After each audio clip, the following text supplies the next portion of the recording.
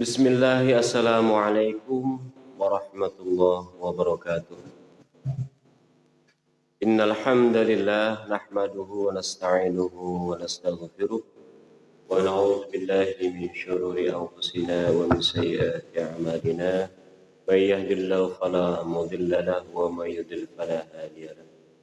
Asyhadu an la ilaha illallah wahdahu la syarika lahu wa asyhadu anna Muhammadan abduhu wa rasuluhu la nabiyya ba'dah. Allahumma salli wa sallim wa barik ala sayyidina Muhammadin wa ala alihi wa ashabihi ajma'in. Salatan wa salaman daimaini mutalazimaini ila yaumiddin, amma ba'du. Qala Allah Ta'ala fi kitabil karim, a'udzu billahi minasy syaithanir rajim. Bismillahirrahmanirrahim.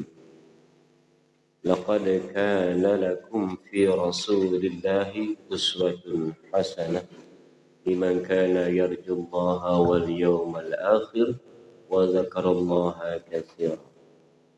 Ayyuhal muslimun ittaqullaha haqqa tuqatih wa la tamutunna illa wa antum muslimun. Hadratul mukarramin yang saya hormati segenap para jamaah Saung Literasi 04 Asyikiyah, baik yang hadir di Saung, ada Pak Opik, ada Pak Edi, ada Pak Aib, Pak Syarif, dan semuanya saya tidak bisa sebutkan satu persatu tanpa mengurangi rasa hormat saya. Juga sahabat Saung yang nan jauh di sana ya, yang menyimak acara kita pada malam hari ini. Yang pertama adalah patutlah kita senantiasa bersyukur atas rahmat Allah Subhanahu wa Ta'ala dan segala nikmatnya yang selalu dicurahkan kepada kita, sehingga kita masih mampu untuk melakukan aktivitas ketaatan kepada Allah. Yang kedua adalah selawat dan salam senantiasa kita haturkan atas diri baginda Nabi Muhammad sallallahu alaihi wasallam yang telah membawa kita minaz zulumati ilan nur, yang membawa cahaya kepada kita sekalian, yang membawa agama tentunya untuk keselamatan kita fid dini wad dunya wal akhirah. Sahabat Saung yang saya hormati, tadi yang saya sampaikan kita mungkin maulid. Tadi sudah disinggung sama saudara saya bermuka bahwa setiap tahun kita merayakan maulid. Ini untuk di Indonesia menjadi agenda wajib. Bahkan tanggalnya jadi tanggal merah karena untuk diperingati, dan di beberapa negara lain juga ada. Tidak semua negara, cuma ada beberapa negara. Ya, kita bicara di Indonesia saja. Ini kelahiran baginda Nabi diperingati. Sebetulnya bukan memperingati kelahirannya. Apa sih kelahiran? Ulang tahun, ada ulang tahun, ada haul, ada ulang ketemu tahun kematian. Bukan, sejatinya maulid itu memperingati beliaunya, memperingati nabinya, mengingatkan, kita punya nabi gitu. Pernah ada dulu di semesta ini, terutama di bumi, karena kita makhluk bumi, pernah ada dilahirkan sosok yang membawa rahmat lil alamin, kasih sayang kepada semua makhluk, yaitu baginda Nabi Muhammad sallallahu alaihi wasallam. Jadi sekali lagi, bukan memperingati ulang tahun atau ulang kematian, bukan. Walaupun memang Nabi ini antara tanggal lahir dengan tanggal wafatnya sama. Itulah salah satu keistimewaan ya. Jadi memperingatinya satu kali aja gitu loh. Kalau kita kan mungkin ulang tahun ada, nanti ulang tahun kematian saat meninggal ada, beda lagi tanggalnya. Kalau beliau sama. Sekali lagi yang kita peringati adalah beliaunya, sang Nabi. Tujuan daripada ulama, ini kan ulama ya, bukan program Nabi. Nabi mah banyak mengatakan Nabi nggak pernah memperingati maulidnya Nabi Isa, maulidnya Nabi Musa, itu nggak pernah. Juga para sahabat juga saya belum dengar sahabat memperingati. Cuman ini apresiasi atau sikap dari para ulama yang saat itu perlu adanya satu semangat, spirit kenabian dalam untuk memperjuangkan Islam. Ya, ini yang dipopulerkan salah satunya adalah Salahuddin Al-Ayyubi. Yang memprakarsainya adalah Malik Muzaffar ya. Malik Muzaffar kemudian punya sepupu Salahuddin Ayyubi. Ini mereka membesarkan secara maulid untuk menumbuhkan kembali semangat orang Islam yang waktu itu mulai terpecah belah. Begitu kira-kira. Isinya apa? Maulid ini isinya ngaji. Ini kayak kita nih ngaji. Ngaji itu yang makanya guru saya pernah bertanya ya, guru-guru kita. Sebetulnya dalam pengajian itu siapa sih yang dimuliakan? Yang dihormati itu siapa? Dalam satu pengajian atau satu acara yang bagus ya, dalam satu majlis. Ini siapa yang dihormati? Siapa yang dimuliakan? Ya para jamaah berkata, yang dimuliakan kiainya, ustadznya, penceramahnya, dan lain-lain ya. Atau panitianya, mungkin kalau panitianya ketua lurah. Ternyata kata guru saya itu bukan. Yang dimuliakan dalam satu majelis bukan kiainya, bukan penceramah. Siapa yang dimuliakan? Adalah Allah dan Rasulnya. Kenapa? Karena yang dibaca, karena yang disampaikan adalah firman Allah dan sunnah nabinya. Kalau pengajian bukan mengupas itu, ngupas apa lagi? Baik itu mengupas tentang tauhid, akidah, baik itu mengupas fikih, itu semuanya adalah ajaran Nabi. Maka yang dimuliakan di dalam satu majelis itu adalah Allah dan Rasulnya. Kalau yang zaman dulu, ya pakai guru saya, makanya kadang-kadang pengajian dia cuma pakai kaos sangsang. Pernah satu kali ya, pakai kaos dalam. Dia berkata, ya saya mah orang gila. Saya mah siapa aku? Saya pun di sini menyampaikan hadis, menyampaikan ayat. Berarti yang dijunjung tinggi adalah Allah dan Rasul. Cuma kalau sekarang pengajian pakai kaos sangsang ya kacau ya. Ya karena zaman fitnah begitu viral ya. Yang begitu-begitu tuh yang lebih diviralkan malah laku ya di medsos. Kita jangan lah, kita biasa aja, normal aja. Saudara-saudaraku yang dirahmati Allah. Kepada Rasulullah ini ada beberapa tahapan yang perintah Allah ini ada beberapa tahapan kepada kita. Yang pertama adalah yang sering dibaca ya, surat Al-Ahzab itu innallaha wa malaikatahu yusholluna 'alan nabi. Sesungguhnya Allah dan para malaikat bersolawat kepada Nabi. Masa sih Allah bersolawat kepada Nabi, kepada makhluk? Ya orang ayatnya begitu. Ya harus yakin, itu aja dulu.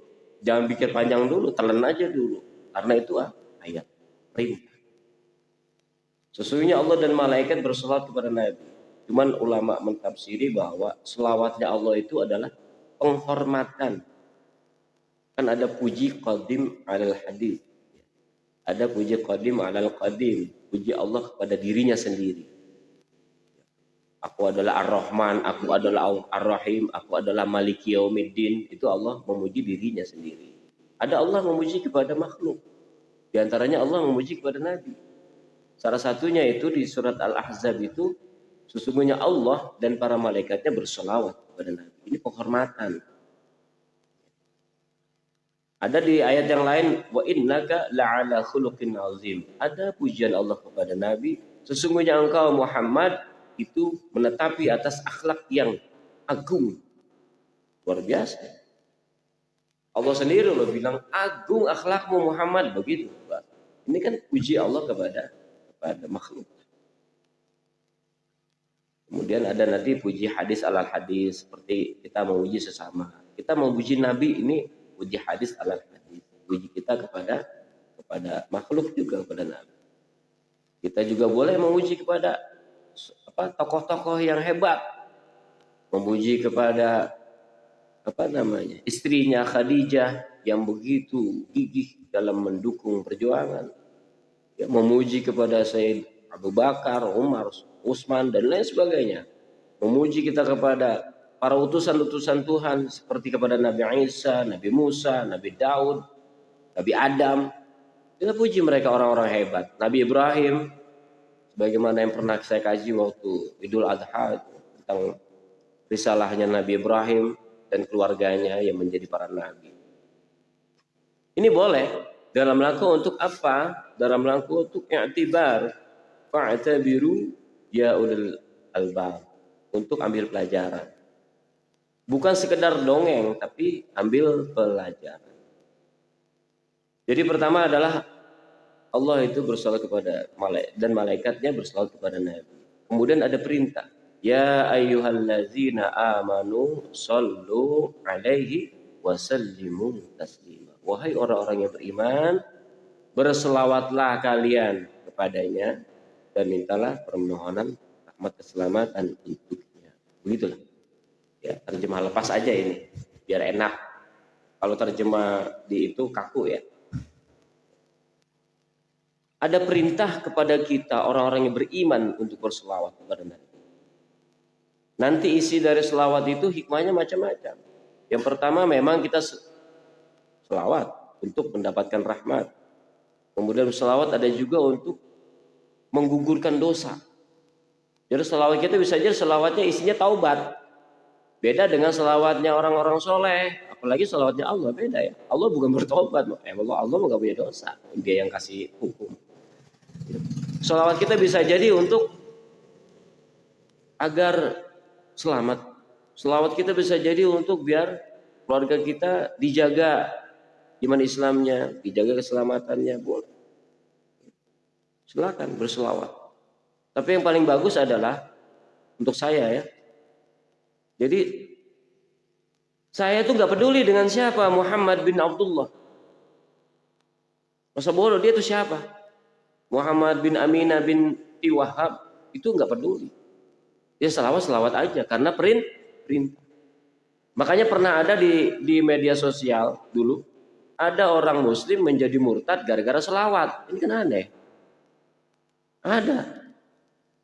Kenapa? Jadi saat dia pelajari maknanya bahwa dia dalam selawat kan isinya doa. Allahumma sholli ala Muhammad wa ala ali Muhammad. Ya Allah, berikanlah rahmat kepada Muhammad dan kepada keluarga Muhammad. Ini protes. Enak banget katanya Muhammad dan keluarganya. Didoain terus sama kita. Ya. 17 berapa kali itu setiap sholat aja kan tahiyat akhir kita selawatnya, terus belum lagi dianjurkan berselawat. Ini semua umat berselawat mendoakan beliau dan keluarganya, sementara kita belangsak, kan nggak adil ya. Tidak adil katanya Muhammad, ayo kita doain dan keluarganya biar keren, biar mulia, biar selamat, sementara kita sendiri belangsak di alam dunia. Ini nggak adil. Dia tanya kemudian dalam captionnya itu terus narasinya itu dia itu nanya kepada para ustadz, para habib katanya. Dia tidak mendapatkan jawaban yang puas atas itu. Sehingga dia menetapkan dirinya agar menjadi murtad. Kenapa? Karena tidak adil. Yang keren itu kalau Nabi itu menjamin kita, bukan kita malah mendoakan Nabi. Gimana sih? Untuk itu, kalau nanyanya umpama ke saya, kenapa sih kita harus berselawat? Ya karena perintah. Sudah. Di balik perintah pasti ada sesuatu. Ya. Kita kerja nih kepada orang, yang bayar kita siapa? Pasti yang memerintah. Yang nyuruh yang bayar. Ini yang nyuruh siapa? Allah yang nyuruh, yang perintah. Pasti Allah yang bayar. Udah gitu Bahkan di dalam hadisnya dikatakan, siapa orang berselawat kepadaku 1 kali, kata Nabi, maka Allah berselawat kepadanya 10 kali. Jadi bayarannya 10 kali lipat, Mas Bro. Jadi nggak main-main. Makanya pertama kita belajar konyol aja dulu, diperintah taat aja dulu. Nggak usah terlalu jauh kita mikirin. Enak banget ketemu Muhammad, ayo didoain. Allahumma sholli ala Muhammad wa ali Muhammad. Allahumma sholli wa sallim wa barik. Bahkan keberkahan untuknya. Enak banget katanya, semua umat berselawat. Sementara kita belangsak, nggak ada yang ngedoain. Ya nggak begitu, itu namanya pakai akal. Iman itu tidak selalu pakai akal. Akal untuk menunjang keimanan, untuk menunjang. Jadi pertama iman itu imanin dulu. Taat itu kan saya sering ngomong, taat kepada Allah ini konyol. Ya. Bego. Taat kepada Allah ini kelihatannya pekerjaannya bodoh. Ngapain sih?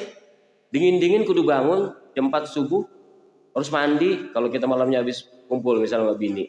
Dingin, ya mendingan tidur. Bego.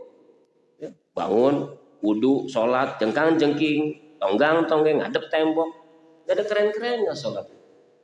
Maka saya sering ngomong, kalau ngeliat kerjaannya sholat itu gak mau saya.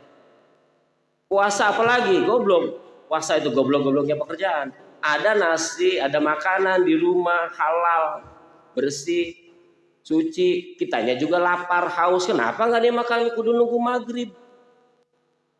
Nungguan maghrib. Ya kalau lapar ya makan lah. Entong lolo banget ada makanan ada. Kenapa sih? Kalau ngeliatnya pakai ini, pakai akal. Makanya hari ini karena manusia itu terlalu mengandalkan akalnya, pada nggak mau taat. Karena taat itu bodoh. Taat itu konyol. Habis pulang dari masjid, ada yang ngasih? Nggak ada yang ngasih, nggak ada yang bayar.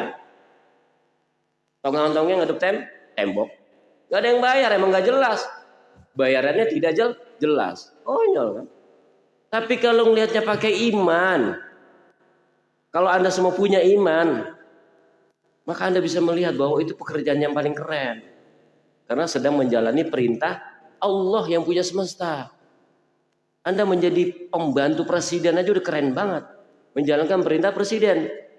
Contoh di sini ada RT bisa dapat perintah langsung dari Pak Prabowo kepada Bapak RT Aib, ya kami perintahkan secara langsung untuk membuat saluran atau benar. Itu keren banget kan? Wih, perintah langsung dari Pak Prabowo. Baru Pak Prabowo dia sendiri nyembah Allah tuh. Dia sendiri taat sama Allah. Dia sendiri maulid kok. Dia sendiri ikut sholat id lah, sholat apa di center. Ya. Apalagi yang punya Pak Prabowo-nya, Tuhannya, ya Tuhan kita sama. Kalau ngeliatnya pakai iman. Tapi saya tidak memvonis bahwa yang belum melaksanakan itu tidak beriman, enggak ya. Itu urusan Anda dengan Tuhan, itu bukan urusan saya. Cuma saya atas dasar latar belakang pemahaman saya bahwa ibadah itu konyol. Udah mah konyol, bayarannya nggak jelas, berarti kan konyol ya. Kalau kerja di manusia jelas, kerja 1 hari dapat gaji 70.000, 100.000, enak bisa dimakan. Ini mah apa sih kerja ke Allah begini gini kerja ke Allah teh. Bayaran anak. Konyol kan opik nyari duit capek-capek bikin suguhan buat kita, bikin kopi apa sih. Bodoh. Secara ini nyari duit capek-capek kerja dari pagi sampai sore, dapat duit dikasih anak orang. Ini kan anak orang. Ya memang blow on. Sekali lagi taat kepada Allah sesungguhnya kalau ngeliat kerjaannya, bukan lihat Tuhannya, itu konyol, bego. Ya. Tapi kalau lihatnya pakai iman, ngelihat Tuhannya, sungguh luar biasa. Kalau udah ketemu Allah gitu, udah usul rasanya. Sungguh luar biasa. Bahkan sama yang bentuknya duniawi, bentuknya yang nyata dia udah nggak tertarik. Masyaallah muslimin. Jadi kembali perintah. Ya, jalanin aja dulu, jangan dipikirin. Nanti hikmahnya Allah kasih. Man 'amila bima 'alima awrasahullahu ma lam ya'lam. Ini hadis Nabi.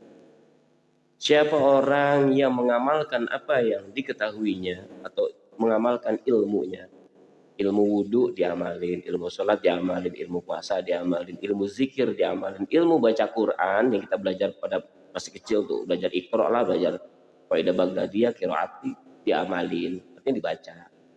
Maka aurasahullahu ma lam ya'lam. Allah akan mewariskan apa yang dia tidak ketahui. Apa yang dia tidak ketahui? Hikmah. Hikmah itu urusan Allah. Jalanin aja dulu, nanti jawabannya Allah kasih. Makanya pelajaran di Nurul Amal itu garap aja dulu, kerjakan aja dulu, gak usah banyak cincong. Nanti Allah kasih tuh satu keyakinan. Ada. Guru-guru saya bilang belajar ke Allah. Belajar ke Allah nanti kan konyol kalau kita didengar sama orang umum. Belajar ke Allah gimana? Gurunya Tuhan. Hebat bener. Ya memang konyol, malam-malam kita doa, ya Allah, apa sih saya disuruh amal soleh ini maksudnya? Gak ada tuh jawaban, oh ji, amal soleh kamu ngarit itu begini-begini. Gak ada. Tapi begitu kita jalanin terus, satu saat ada Allah kasih pemahaman sampai kita bertasbih, subhanallah. Ya, cuma itu kalau sudah salah ya. Kalau kita ngomong sama yang belum ngerasain ya nggak ini ya, gitu ya, nggak nyambung. Apaan sih? Lantas kemudian satu, kita menjalankan perintah sesuai dengan apa yang tadi saya baca di pembukaan. Ini ayat yang sangat populer ya di bulan Maulid ini, di mana-mana pasti baca orang itu penceramah. Apa tuh? Jadi yang pertama Allah kasih contoh. Laqad kana lakum fi Rasulillahi uswatun hasanah. Sungguh telah ada untuk kalian atau bagi kalian pada diri Rasulullah ini suri teladan yang baik. Contoh yang baik. Contoh banyak. Contoh banyak, contoh yang baik banyak. Ada Nabi Muhammad, ada Nabi Isa, Nabi Ibrahim, Nabi Musa, Nabi Harun, ada Nabi Adam, Nuh, Soleh, itu contoh semua. Bahkan ada wanita-wanita hebat juga seperti Ibu Hajar, Ibu Sarah, ya, Ibu Khadijah. Bahkan anak-anak Nabi seperti Aisyah, menantunya Ali bin Abi Thalib, dan para pejuang-pejuang itu contoh semua.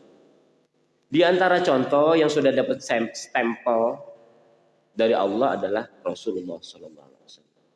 Itu stempelnya tuh, ayat itu stempel.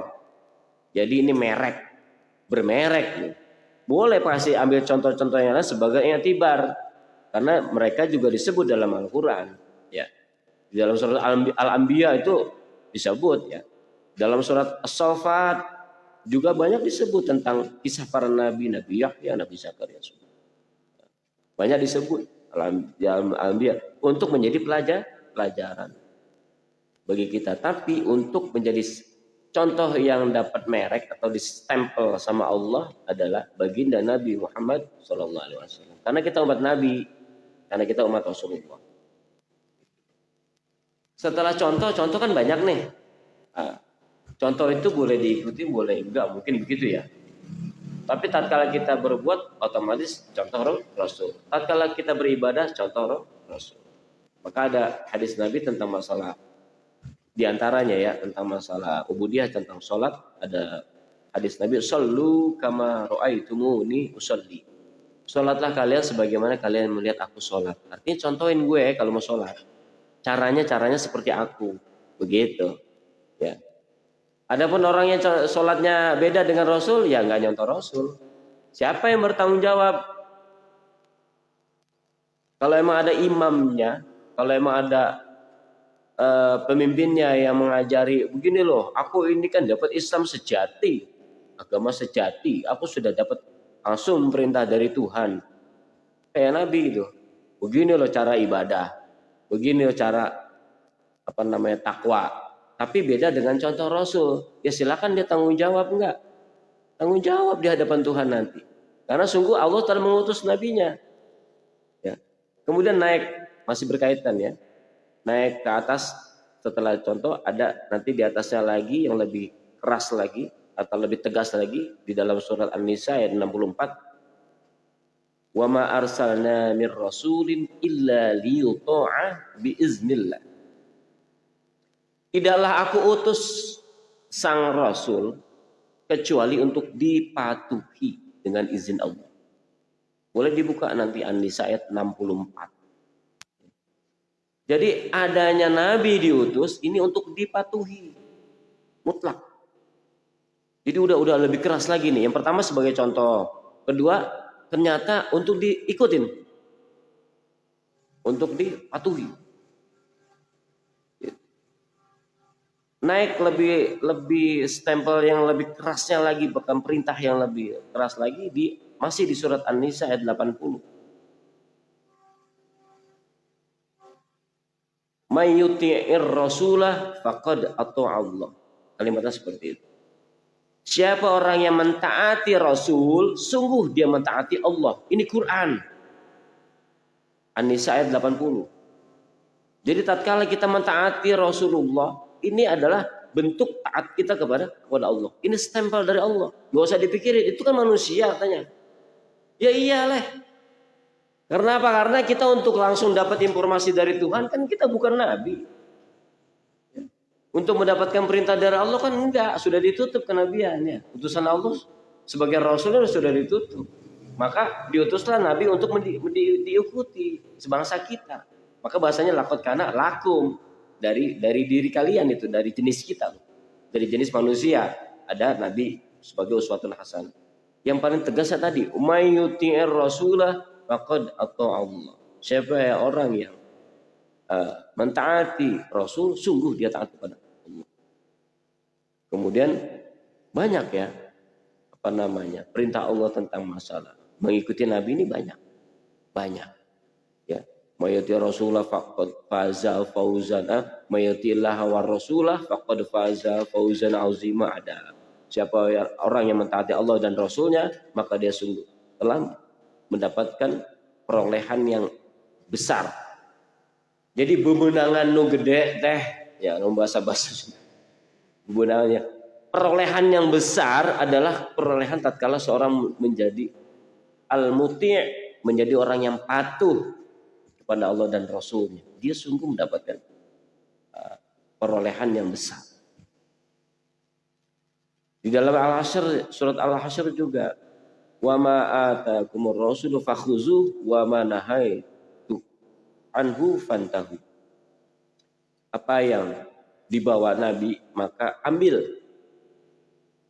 dan apa yang dicegahnya maka jauhkan. Terus kalau buka hadis apalagi banyak lagi ya. Di dalam hadis itu ada apa namanya?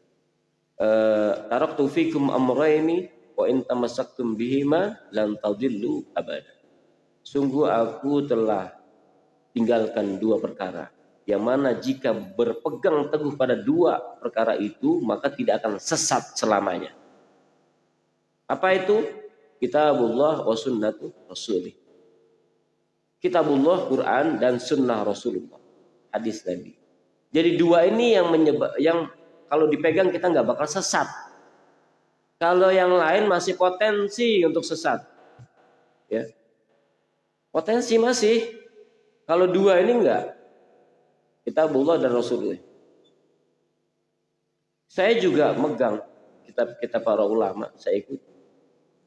Tapi tidak menjadi pegangan pokok. Saya juga ada kitab Al-Hikam, saya juga ada. Dan saya ikutin itu. Tapi tidak menjadi pegangan pokok. Ya, hanya sebatas, bukan hanya ya, itu untuk pelajaran kita. Sebatas contoh bahwa perjalanan, contoh misalnya Al-Hikam, perjalanan Ibnu Athaillah As-Sakandari untuk mencapai dia menjadi hamba Allah ini seperti ini. Hikmah-hikmah yang diikutin seperti ini. Kita bisa ikuti. Kalau memang sanggup ikuti untuk mencapai itu. Semua sebetulnya tidak keluar dari Quran dan Sunnah. Anda misalnya mau ikut Ihya Ulumuddin, ya silakan. Tapi tidak menjadi pegangan pokok. Pegangan pokok tadi, kita Kitabullah wa Sunnah Rasul. Kalau itu pelajaran agar membimbing metode lah ya, teori banyak metode agar manusia terbimbing kepada kebenaran, kepada semuanya dibawa kepada Allah dan Rasul. Ini sering saya sampaikan bahwa ada kan semboyannya di antara kelompok Islam, di antara kelompok umat Islam, jamaah lah, di antara salah satu jamaah umat Islam ini ada sering menyiapkan semboyan itu. Kembalilah kepada Quran dan Sunnah, kembalilah kepada Quran dan Sunnah.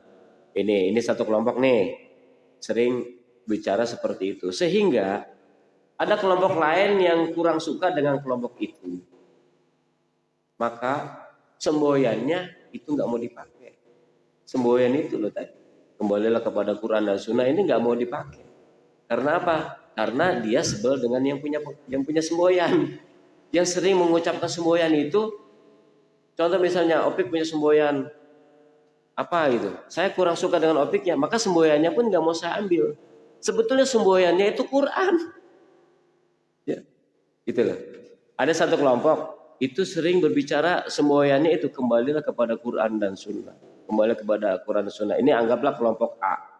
Lantas kelompok B karena nggak suka dengan si kelompok itu, maka kelompok B ini nggak mau pakai semboyan itu. Alergi dengan semboyannya itu. Sedangkan semboyannya itu Quran. Kalau saya netral. Selama itu semboyannya bagus dan ternyata memang isinya adalah ada semboyannya Al-Quran, bahkan ya kenapa enggak? Lantas kenapa begitu gitu? Ini panjang kalau kita mau sampaikan. Ini semboyan mereka ada Quran, surat An-Nisa ayat 59. Fa in tanaza'tum, apa di atasnya adalah ya ayyuhallazina amanu atti'ullaha war rasula wa ulil amri minkum. Ya. Wahai orang yang beriman, taatilah Allah, taatilah Rasul dan taatilah ulil amri. Ulil amri ini macam-macam ya. Untuk skop negara adalah pemerintah. Ya. Dalam hal ini adalah undang-undang ya. Kemudian dalam skop apa perusahaan berarti ulil amri adalah bos. Apa? Perusahaan, kebijakan perusahaan. Kalau ulil amri di dalam yayasan, maka aturan yayasan atau ketua yayasannya. Ulil amri di dalam perguruan, gurunya ulil amri. Maka taatilah itu. Jangan langsung lompat ke Allah sementara melanggar ulil amri.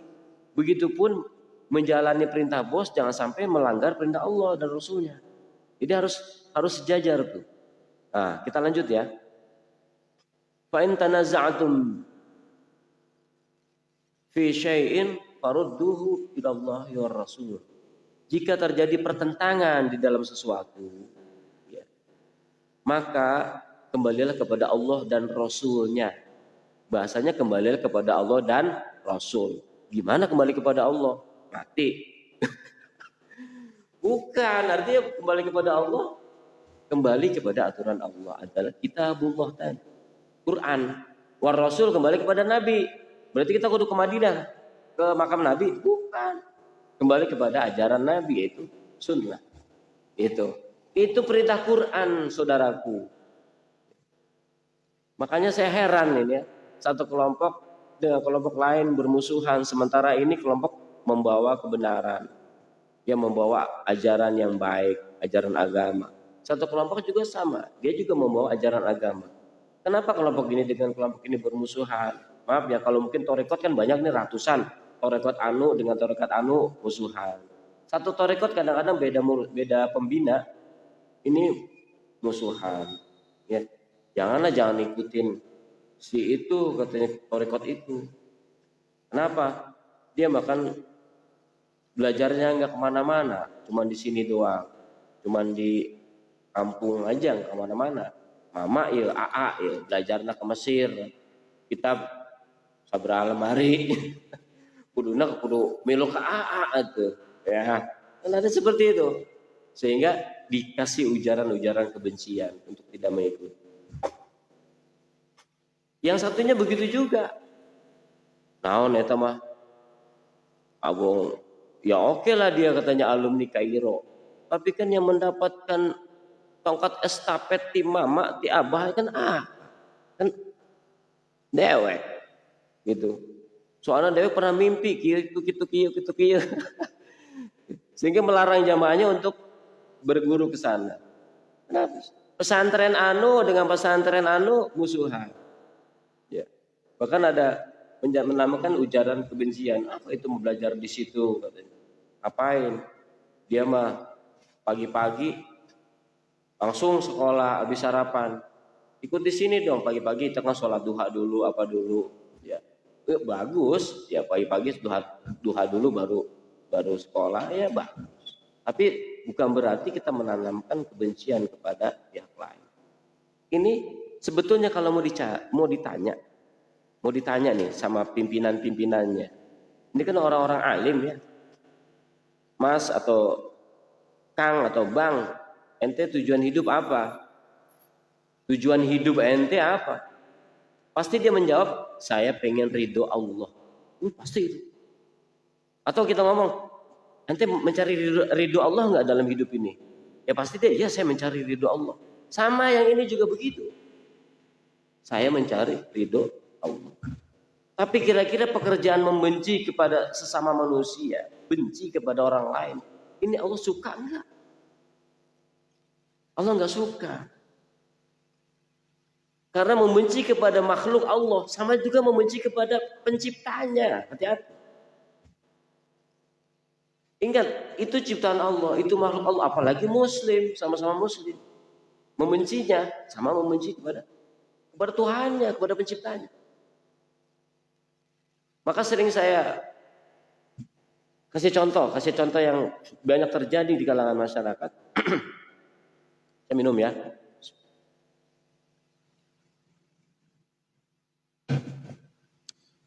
Seorang anak misalnya begitu baru lahir masih bayi, ditinggal sama bapaknya. Ini sering saya ulang-ulang ya. Anak ini masih bayi ditinggal sama bapaknya. Dan jelas-jelas bapaknya ini riwayatnya banyak orang tahu dia itu brengsek di luar, kawin lagi, ya brengsek lah di luar. Begitu si orang tua nih, si bapak udah tua, udah renta, umur 70 gitu atau 60, anaknya sudah dewasa, dia kembali ke anaknya, datang ke anaknya, Assalamualaikum nak, saya ini bapakmu, saya sudah tua, saya udah gak punya apa-apa, saya udah gak bisa kerja. Saya mau ikutlah sama kamu biar ditampung.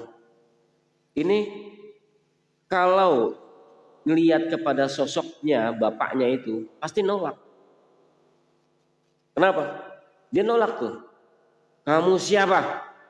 Kamu adalah laki-laki yang menyakiti ibuku, kan begitu. Kadang lihat manusianya. Maka tapi kalau dia melihat Tuhan, melihat Allah, diterima.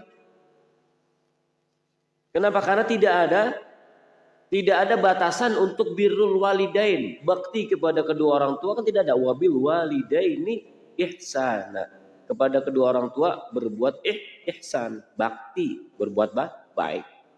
Kalau emang dia perlu disimpan, ditampung, dirawat dengan baik, dengan hormat. Siapapun itu orang tuanya, tidak harus orang tua yang soleh, orang tua yang baik, tampung karena banyak jasanya, karena menyekolahkan, karena ini itu membesarkan kita dengan susah payah bekerja, siang jadi malam, malam jadi siang karena untuk membesarkan saya sehingga saya jadi dokter.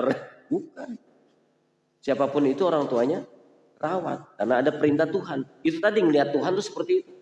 Yang dilihat adalah Allah. Allah perintahkan saya untuk berbuat bakti kepada orang tua. Makanya di tempat pembinaan kita, jangankan orang tua, jangankan saudara, jangankan orang waras, bahkan ya orang gila aja diterima, ditampung, diurus. Kenapa? Yang dilihat Tuhannya. Ini utusan Tuhan nih, titipan Allah, diurus. Ya orang-orang tua kita, guru-guru saya, begitu. Ini pelajaran buat saya. Oh ternyata. Awal-awal saya berpikir ini bodoh amat guru, orang begini. Berak sembarangan di mana-mana, bikin repot. Kok disimpan, kok diurus, dibayar enggak. Kadang-kadang yang keluarganya juga cuma naruh, ditinggal. Tapi yang dilihat sama dia, Allahnya, Tuhannya. Ya. Dia berpikir, ya nanti Allah yang bayar dia gitu loh. Gampang, bahasa gampangnya gitulah. Yang punya penciptanya inilah yang bayar. Begitulah. Bahasa gampangnya seperti itu. Jadi ma'asyiral muslimin, kembali kepada kita tentang masalah Nabi, bahwa yang pertama Nabi sebagai contoh. Yang kedua ada legitimasi lagi bahwa tidaklah Allah utus seorang utusan, siapapun itu utusan, kecuali untuk dipatuhi. Allah mengutus juga Nabi Musa untuk dipatuhi. Zaman itu sama umat Yahudi dulu ya. Harus patuhi Taurat itu. Musa harus dipatuhi. Kemudian begitu ada zaman Nasrani, Allah utus Nabi Isa bin Maryam untuk dipatuhi sama umatnya. Kemudian Allah utus Nabi Muhammad SAW juga untuk dipatuhi kepada umatnya. Semuanya tidak begitu aja Allah utus utusan ngegelundung kayak kita ini kesono kemari nggak jelas gitu. Kemudian ada lagi stempel yang lebih, bahwa mentaati Rasul, bukan Rusul ya. Rasul ini kalau ada wawunya itu ya. Rasul ada wawunya. Ini khusus pada baginda Nabi. Itu sudah ditetapkan ya pada ahli tafsir semua, bahwa mentaati Rasul ini sungguh dia mentaati Allah. Itu di dalam surah An-Nisa ayat 80. Nanti setelah taat, dijalani taat dengan baik, maka dapat cinta yang sudah pernah saya bahas. Itu cinta wajib. Cinta ini wajib. Sedikit saya dan Qur'annya ada, bukan cuma hadis. La yu'minu ahadukum hatta akuna ahabbu min walidihi wa walidihi wa min nafsihi wa walidihi. Itu kan hadis ya. Tidaklah iman seseorang kecuali aku lebih dicintainya daripada dirinya sendiri, daripada anaknya, dan daripada bapaknya. Ini hadis ada. Tapi Quran sungguh mengatakan bahwa cinta kepada Nabi itu wajib. Pelajari sendiri surat At-Taubah ayat 24. Ya, pernah saya kupas ya. Gitu. Nanti kalau ada waktu kita bahas.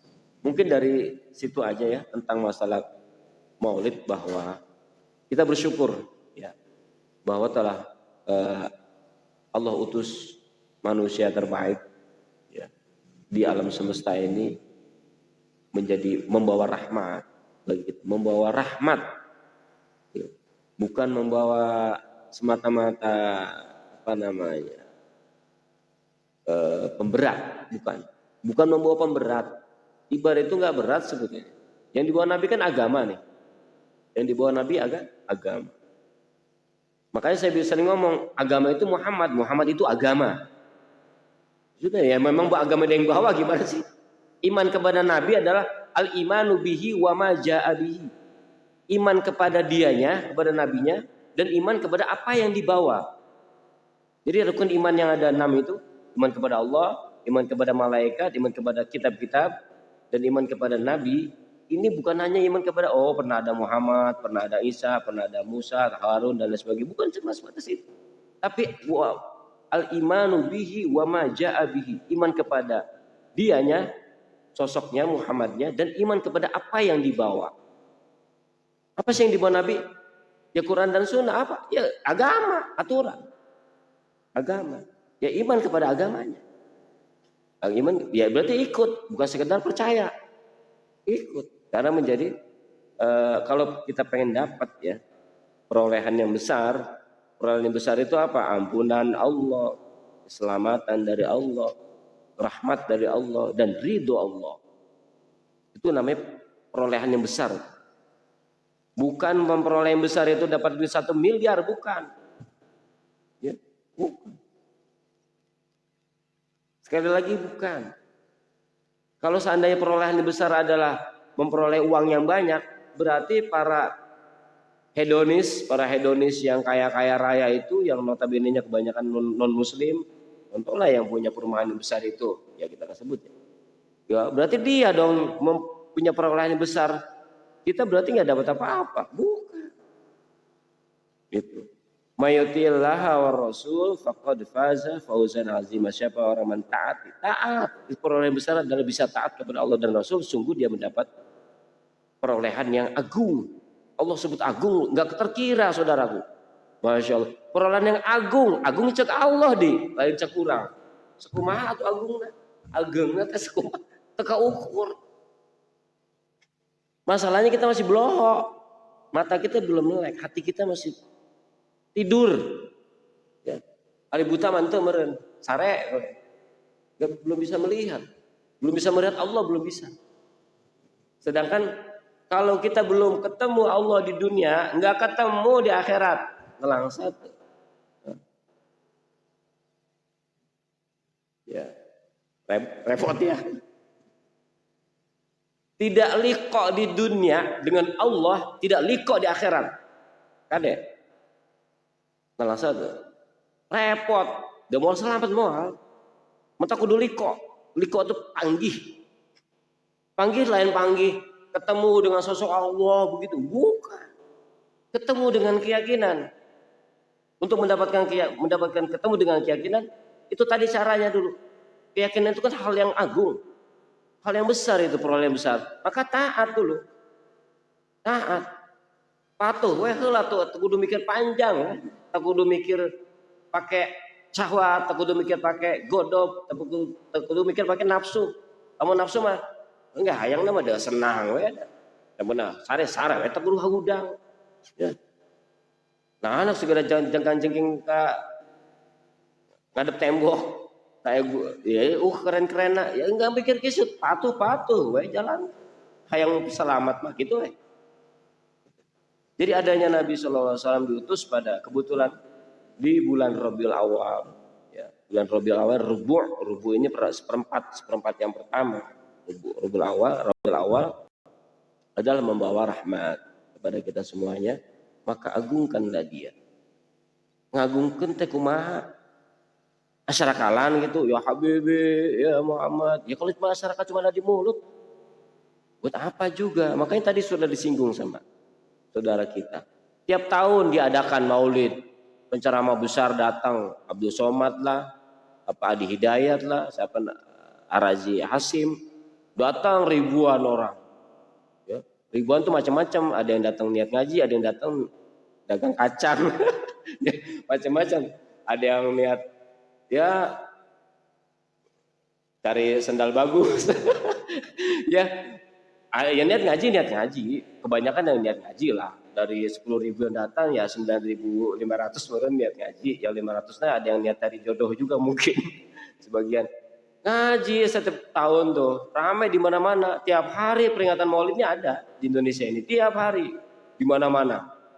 Tapi kenapa akhlak semakin merosot dari akhlak Nabi? Ya. Bahkan maaf ya, iman pun makin merosot. Gimana? Maulidnya yang salah, Pak.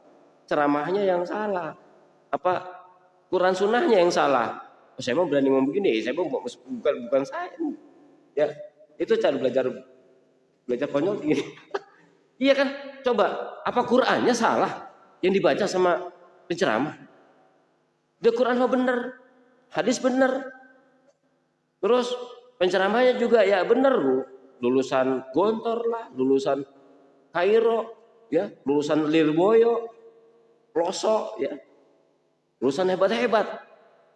Dan itu memang hafal Quran lagi, ya, hafal Quran, hafal sekian ribu hadis, hebat.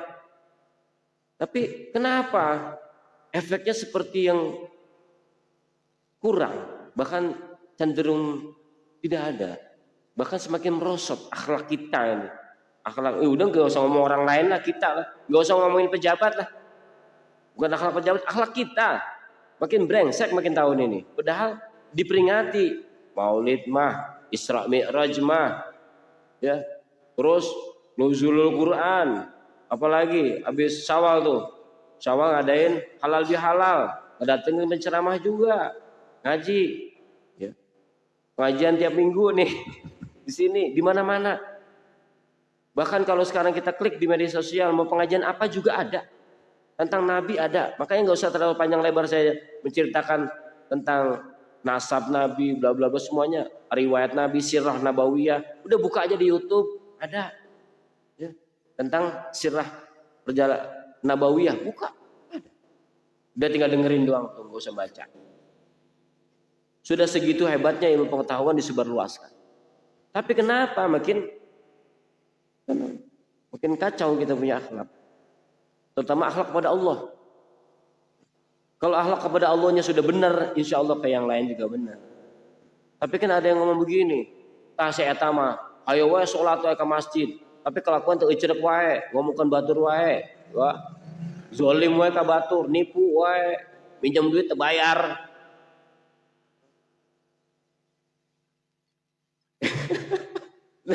Kejadian nggak? Kejadian.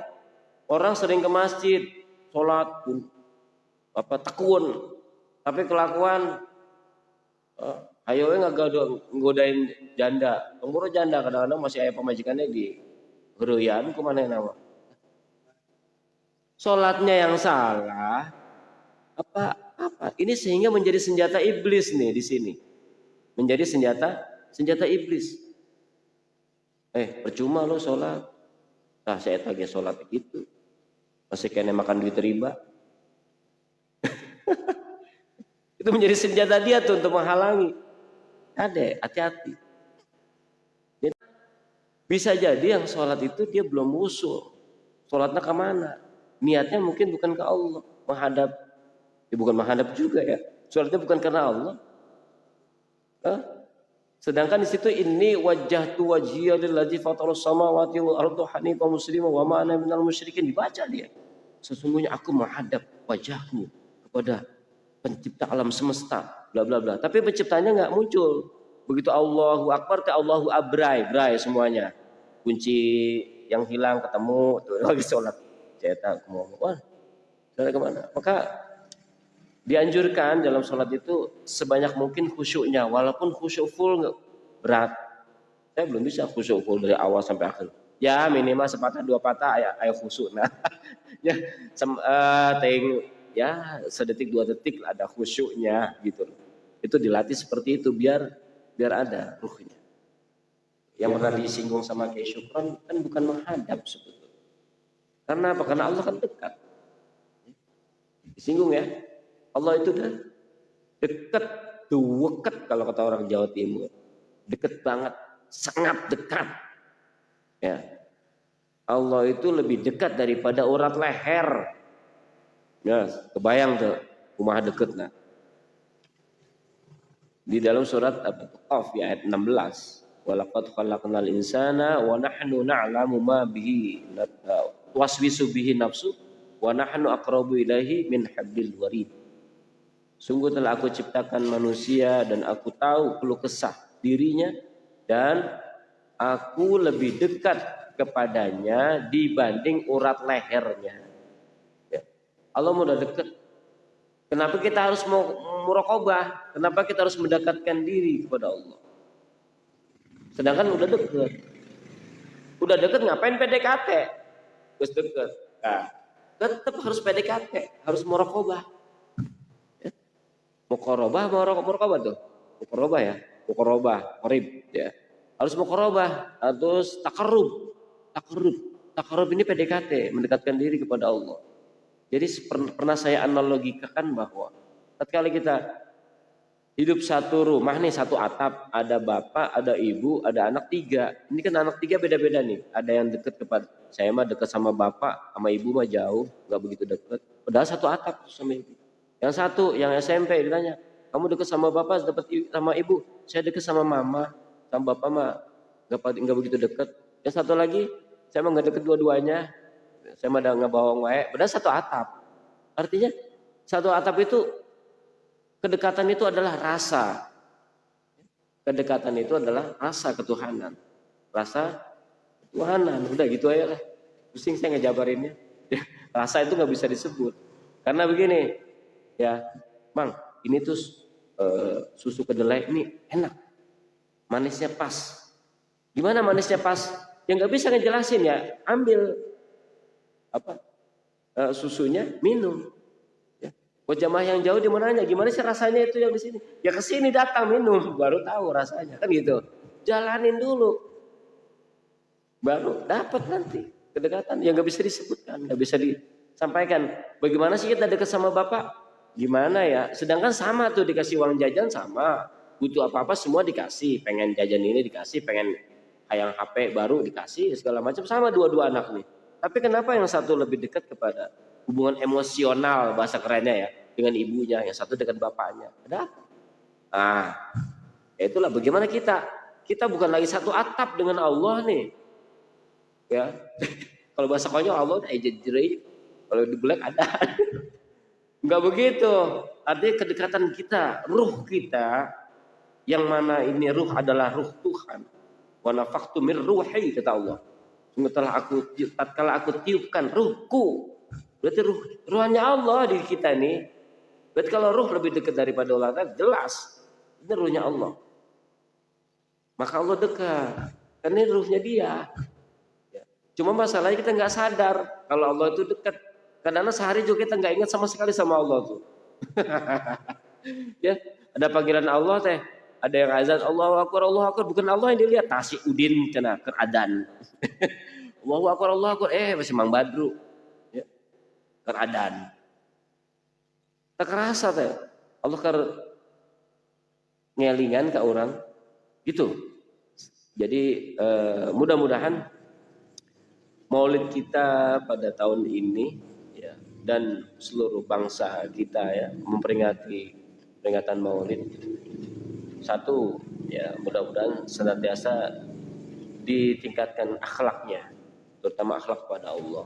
Kalau akhlak kepada Allah sudah keren, ya akhlak kepada Allah bukan tonggang-tonggeng doang, bukan. Akhlak kepada Allah bukan cuma sholat, tapi bagaimana kita punya rasa kasih sayang kepada sesama manusia. Ya Bismillahirrahmanirrahim itu dia.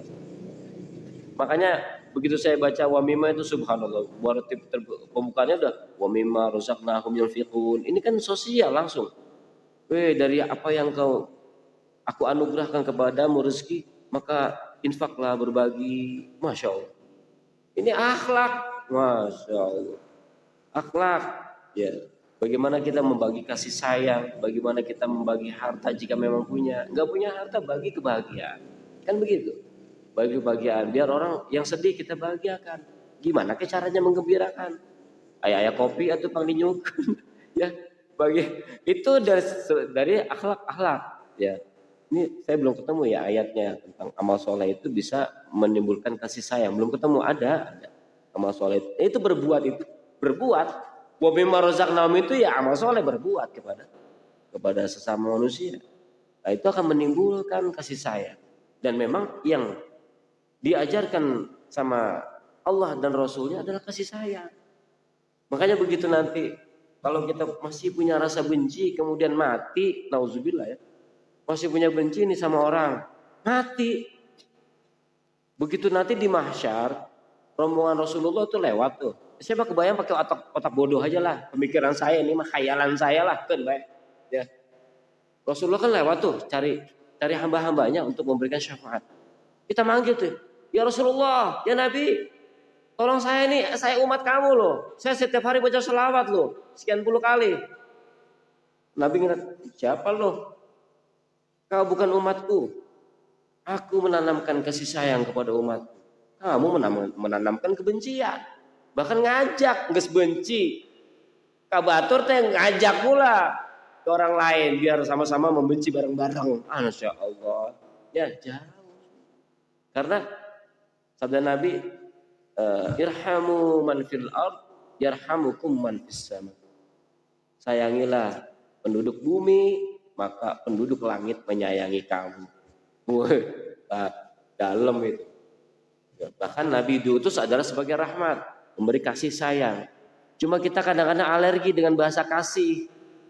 Karena bahasa kasih ini dipakai sama agama lain kebanyakan slogannya. Jangan alergi, itu bahasa agama, itu bahasa Allah. Rahman, Rahim. Masya Allah. Ya makanya.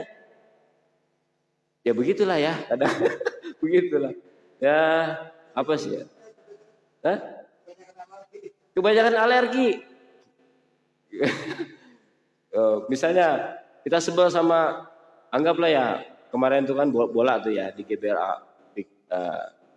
anak Bobotoh sebel sama anak-anak Jackmania, sampai plat motor plat B teh diliatin kadang-kadang di heureyan.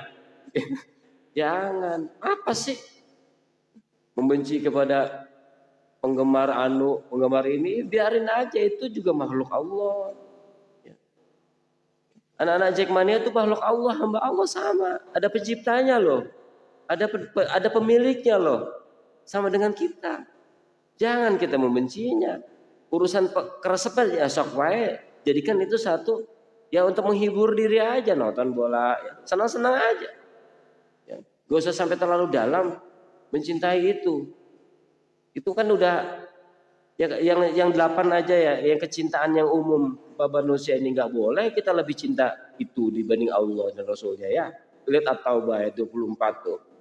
Jika memang bapak-bapakmu, anak-anakmu, pasanganmu, keluargamu, harta kekayaanmu, perniagaanmu, bisnisnya, kemudian rumah yang bagus, lebih kau cintai daripada Allah dan Rasulnya dan jihad, maka tunggu pembalasannya. Waduh, diancam kita. Kita lebih cinta kepada anak kita yang ada di pangkuan saja.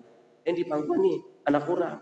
Lebih cinta ke anak dibanding ke Allah. Itu bakal ditagih, bakal diancam. Apalagi cinta ke Persija, cinta ke Persib, cinta ke Persebaya. Nggak ada. Ya, lebih cinta itu dibanding Allah. Ya. Rela sampai meninggalkan sholat asar, sholat maghrib. Untuk ngebela-belain masuk ke BLA tuh. Ya terserah, maksudnya tahu masing-masing lah itu Pak ya. Cuma saya sebatas itu aja. Karena pelajarannya seperti itu kan di Quran. Ini kembali kepada Quran dan Sunnah itu maksudnya begitu. Kira-kira benar nggak nih kelakuan kita? Gitu. Nggak apa-apa nonton. Saya juga suka nonton. Cuma bukan berarti mengalahkan kewajiban lah minimal. Cinta memerin jauh ting. Kewajiban lah gitu. Kewajiban dulu. Begitu kira-kira ya. Nggak saya tutup ya, siapa tahu ada masukan atau apa, mangga. Saya bukan ahlinya gitu ya, kita sama-sama belajar. Alhamdulillah, bismillah, alhamdulillah, wala haula wala quwwata illa billah. Asyhadu an la ilaha illallah wa asyhadu anna Muhammadan abduhu wa rasuluh. Allahumma salli ala sayyidina Muhammad wa ala ali sayyidina Muhammad. Subhanaka la ilma lana illa ma 'allamtana innaka antal alimul hakim. Alhamdulillah.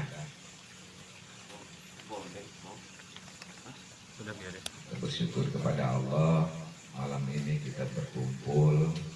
Semoga Allah menurunkan rahmatnya kepada kita semua. Sehingga membuka pintu-pintu cahaya kepada diri kita masing-masing, sehingga menjadi satu hal pencerahan. Artinya setiap orang mempunyai perjalanan, mempunyai permasalahan dan sebagainya. Ini menarik kalau kita mengupas tentang Al-Quran itu, karena saya juga bukan ahlinya gitu Pak, karena tidak belajar, tidak pesantren, jadi ya saya belajarnya di jalan aja gitu kan. Kalau nemu ya ambil gitu. Nah kalau melihat Al-Quran itu memang luar biasa. Karena tidak ada kitab yang semurni Al-Quran, tidak selengkap Al-Quran. Dan ini betul-betul menjadi satu pegangan hidup bagi orang yang mengimani dan meyakininya. Ya, selama ini saya juga belajar kepada guru-guru yang sudah lebih dulu mengetahui dan memahami Al-Quran.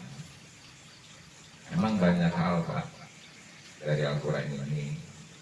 Ada yang belajar dari huruf-huruf Arabnya, ada juga yang belajar dari membaca terjemahnya, ada yang tafsirnya dan macam-macam. kita lihat sejarah, Al-Quran yang sekarang berupa satu buku ataupun kitab ataupun tulisan. Kalau sejarah awal, Al-Quran itu belum berbentuk satu kata-kata ataupun tulisan. Karena kalau kita melihat sejarah, ini Al-Quran yang sekarang kita ada ini pada zamannya Utsman bin Affan ya. Jadi sudah lewat beberapa tahun setelah Rasulullah Muhammad SAW meninggal. Nah, karena kecintaan para sahabat kepada Nabi, bahwa ini ada sesuatu yang perlu menjadi satu catatan agar jangan sampai hilang, karena wahyu Allah ini luar biasa. Maka ya sahabat Utsman bin Affan dan yang lain-lain mencari serpihan-serpihan ayat-ayat Allah. Maka kalau kita melihat Al-Quran, itu adalah isinya ayat-ayat Allah. Ayat-ayat Allah yang tertulis. Tapi sebelumnya ayat-ayat Allahnya tidak tertulis. Makanya Nabi Muhammad mengajarkan tidak lewat tulisan. Tapi karena ini sulit dipahami dan mungkin akan lupa kalau tidak dibentuk dengan satu bentuk tulisan. Karena ayat Allah yang tidak tertulis lebih banyak lagi.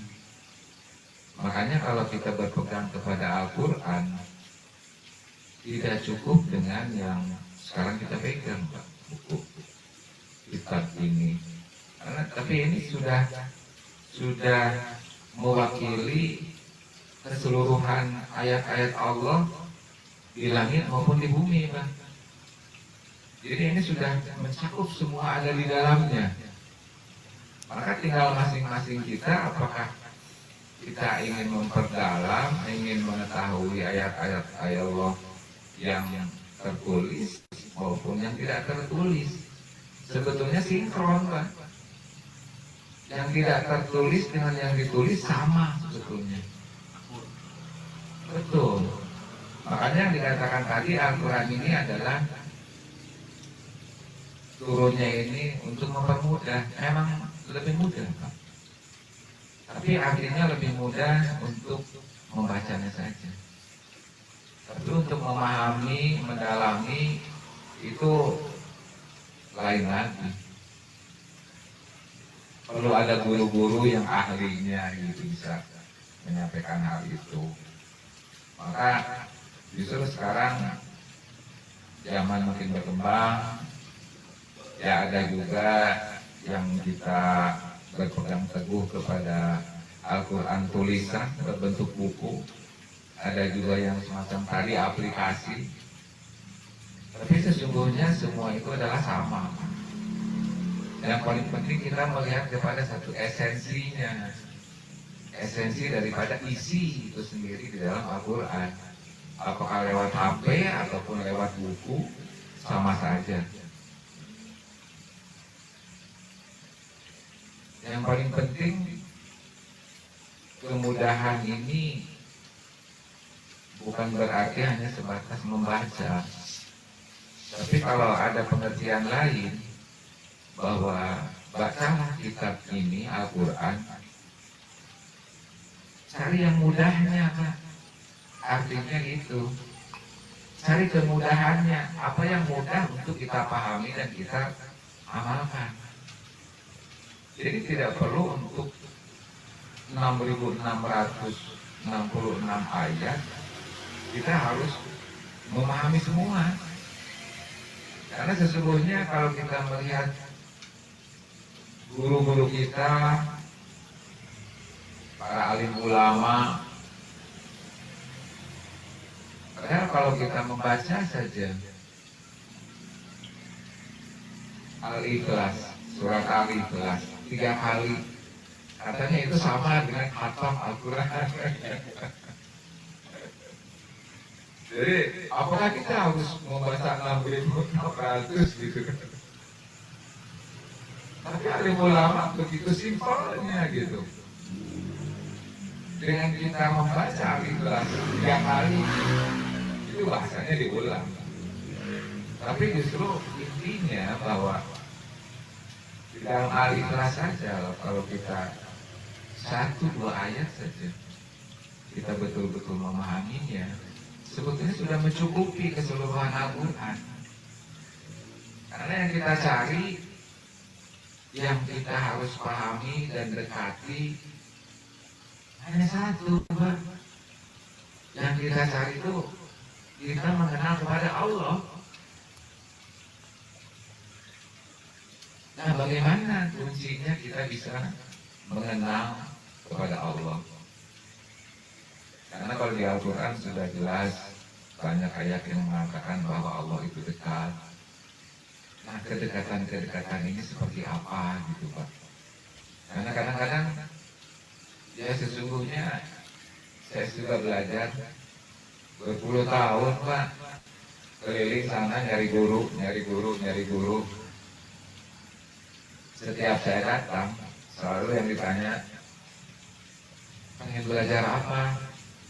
Ya umumnya masih saya mah pengen laku usaha gitu kan, pengen laris, pengen saya dapat kerja dan sebagainya.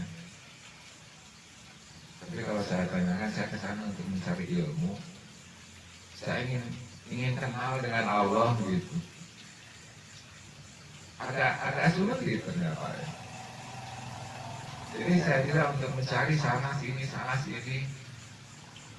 untuk mencari itu,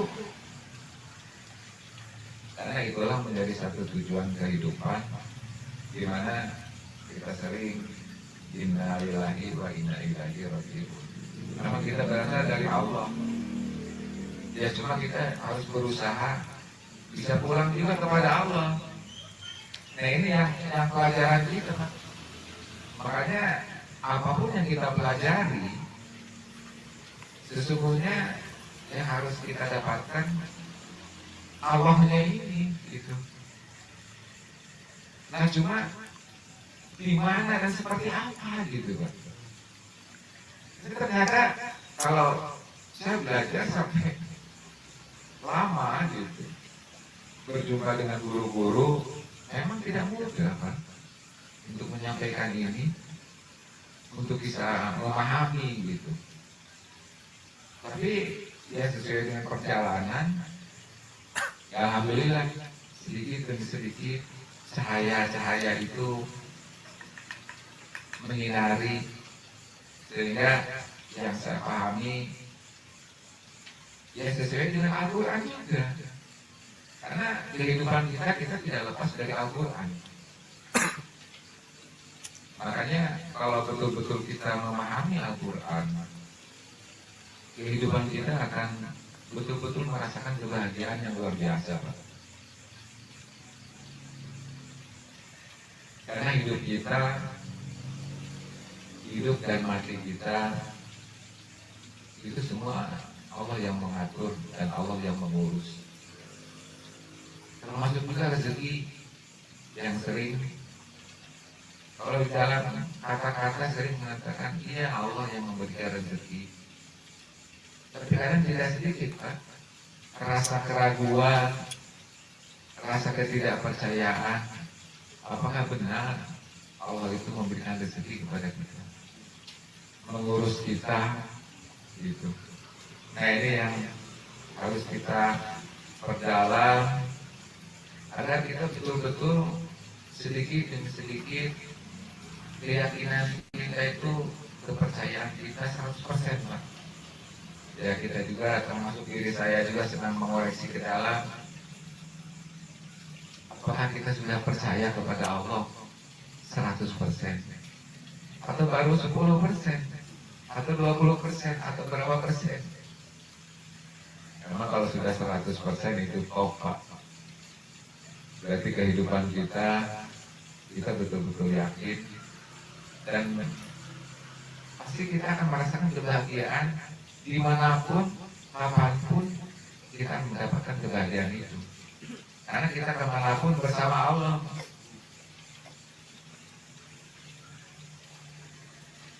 Ya mudah-mudahan kajian yang kita kupas apalagi tentang Al-Quran ini luar biasa. Karena saya juga sudah lama tidak banyak membuka-buka Pak. Tapi sekarang banyak melihat ayat-ayat Allah yang tidak tertulisnya. Pas ditemukan, kita sesuaikan buka di Al-Quran. Oh iya ada di surat Anu, ayat Anu. Semua ada. Dan sudah komplit Pak. Gitu. Makanya seperti Bapak tadi, bahwa ini wahyu Allah. Emang gimana kalau kita membaca, apalagi kita menghayati, emang itu akan tumbuh cahaya, akan menumbuhkan ketenangan. Karena ternyata kehidupan sekarang untuk mencapai ketenangan itu wah luar biasa, tidak mudah. Karena gangguannya dari sana dari sini. Apalagi ilmu sekarang berkembang. Mana yang benar, mana yang salah, kadang-kadang kita juga bingung. Karena semua orang mengatakan benar. Cuma ada yang melalui kebenaran lewat pikirannya, atau memang sesuai dengan petunjuk Al-Quran gitu. Cuma bisa membedakan sih. Sesuatu yang benar dari Allah, kuncinya hanya satu Pak. Kita mendapatkan ketenangan, ketentraman, gitu aja.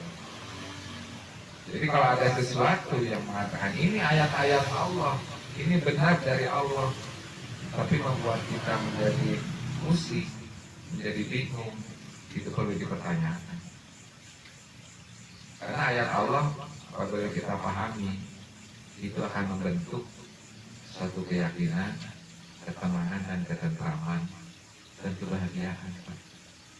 Karena tidak ada yang dikhawatirkan dalam hidup, tidak ada yang perlu kita takuti, gitu. Yang mudah-mudahan ini perkumpulan ini terus berkembang dan semoga jemaahnya bertambah terus, insya Allah. Karena sesuatu perkumpulan jemaah itu akan mengundang kepada keberkahan. Setidaknya itu membuat kalau orang-orang sekarang mah aura tempatnya akan terasakan katanya gitu. Meskipun orang lewat, tapi aura-aura itu terasakan. Karena bagaimanapun juga sesuatu yang baik itu akan mengundang sesuatu yang baik juga. Gitu. Ya mungkin itu tambahannya, karena saya bukan ahlinya untuk menyampaikan. Semoga kajian Al-Quran ini sedikit demi sedikit menumbuhkan keyakinan kita kepada Allah 100%. Kita betul-betul yakin kepada Allah. Ada satu hal yang saya temukan baru-baru ini, bagaimana kita bisa meyakini bahwa Allah mengurus kita, yaitu lewat nafas. Tapi nafas itu bukan udara, jadi berbeda. Karena saat kemarin aja, saat COVID, banyak orang yang dikasih oksigen, anggarwe dengannya bisa hirup gitu kan. Tapi nafas inilah yang membuat kita bisa hidup. Yang mudah-mudahan sedikit demi sedikit kita lebih merasakan lebih dalam nafas itu sendiri, karena itu adalah jantung kehidupan dan kita hidup dari nafas itu sendiri. Sesuai dengan ayat di Al-Quran, kutiupkan ruhku. Itulah yang membuat kita menjadi hidup. Yang tadinya kita mati, maka disitulah kita jadi hidup. Nah, kehidupan itulah yang semoga terus menghidupkan hati kita, menghidupkan pikiran kita, membuka segala sesuatu yang tertutup, sehingga menjadi bentuk cahaya-cahaya yang menerangi kepada pikiran maupun hati kita.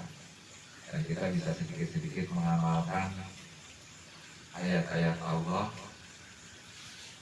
agar menjadi bekal kita, di mana kita nanti pulang kepada Allah Subhanahu wa Ta'ala. Mungkin itu saja yang saya sampaikan. Terima kasih. Assalamualaikum warahmatullahi wabarakatuh. Gimana Pak? Mau nyambung Pak Edi? Nyambung Pak Edi. Bagi cerita ya Pak. Iya bagi cerita ya.